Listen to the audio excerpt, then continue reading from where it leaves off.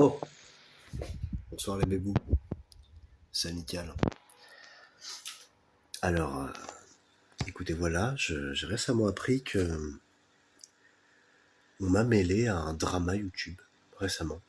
Euh, Écoutez, j'ai toujours été du genre pacifiste et je ne comprends pas vraiment d'où viennent ces allégations qui ont été portées à mon encontre. Pour vous donner un petit contexte, les meilleurs, on m'accuserait d'avoir une relation gay avec l'un des membres de notre communauté, que je ne citerai pas par respect pour son anonymité. Sachez juste qu'il est bien galbé et il est très musclé. Certains sauront de qui je parle. Alors, je me suis demandé pourquoi cette personne, que je ne citerai pas histoire de ne pas attirer plus d'attention sur elle, a eu un tel réflexe. Pourquoi a-t-elle fait cette vidéo envers moi et mon ami? Eh bien, j'ai fait des petites recherches et j'aimerais vous montrer pourquoi les femmes aiment le yaoi.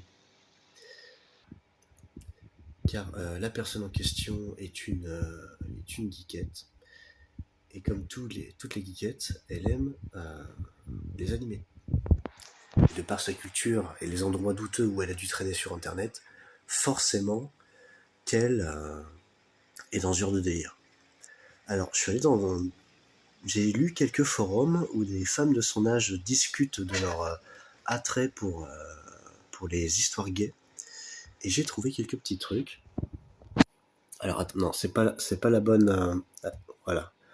Alors, j'ai trouvé quelques petits trucs, là, sur un forum Quora. Et plusieurs choses reviennent dans les discussions que j'ai pu observer. Bon, d'un côté, il y a forcément les petites féministes qui viennent dire oui, c'est pour s'échapper de nos rôles genrés, toujours, c'est la femme qui doit se faire courtiser, ce qui est pas déconnant en soi. Pourquoi ce serait pas l'homme Pourquoi on n'en voit pas des romantiques? Une autre chose qui est revenue, voilà, elle est basée sur cette image, celle-là, c'est le fait que dans les médias type animé, souvent le protagoniste a un chara-design qui est moins poussé, une personnalité qui n'est pas très intéressante pour que le viewers, qui est majoritairement un masculin, en tout cas à la première grande ère des animés, puisse s'identifier à lui.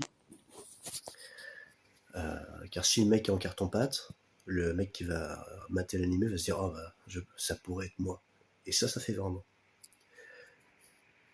Parallèlement à ça, les personnages féminins ont des attraits assez développés, sont déguisés comme des bonasses et sont très sexualisés.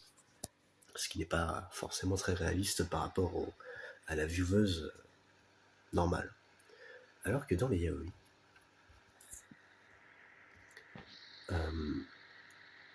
il n'y a que des hommes en personnage principal. Beaucoup d'auteurs de yaoi sont des femmes et savent comment plaire à leur comparse féminine. Et les personnages sont plus développés que dans les médias normaux et mainstream. Donc déjà, d'un point de vue scénaristique, c'est intéressant. Les personnages sont plus beaux et correspondent à des modèles de beauté qui pourraient plaire à des jeunes femmes ou à des personnes qui sont dans ce type de culture. Et comme le dit si bien ce même, quand on aime une barre de chocolat, on est bien content d'en avoir deux au lieu d'une. C'est comme les mecs qui matent des vidéos de lesbiennes où il y a deux meufs qui se roulent des pelles. Pourquoi est-ce qu'une meuf ne serait pas excitée à l'idée de deux mecs qu'elle aimerait bien se taper, qui s'amourachent un petit peu entre eux?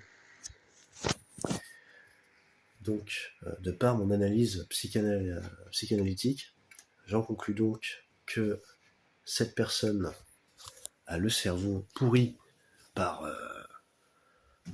le yaoi et leur anti-gay, contrairement à moi qui suis purement hétéro, n'en déplaise à certains on-dit.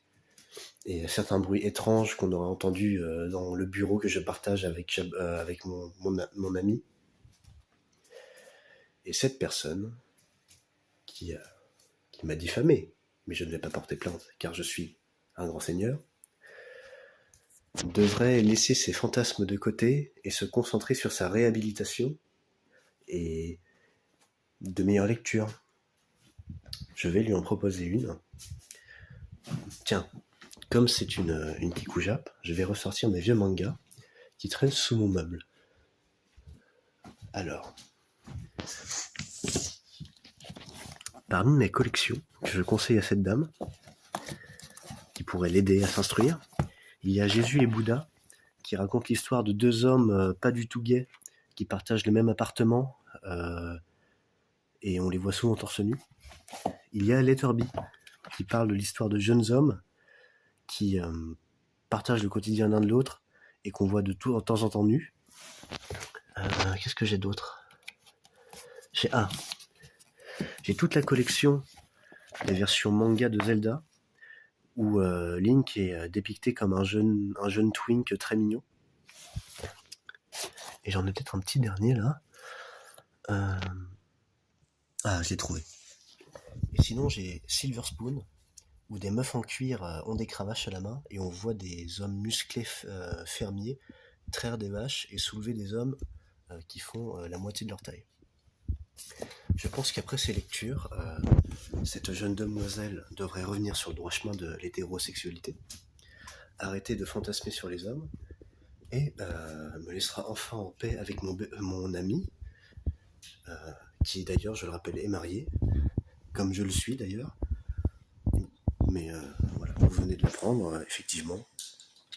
J'espère que cette petite analyse des pathologies des personnes de ces communautés animesques vous aura plu. Sur ce, je vais retourner sur mon étude de cas.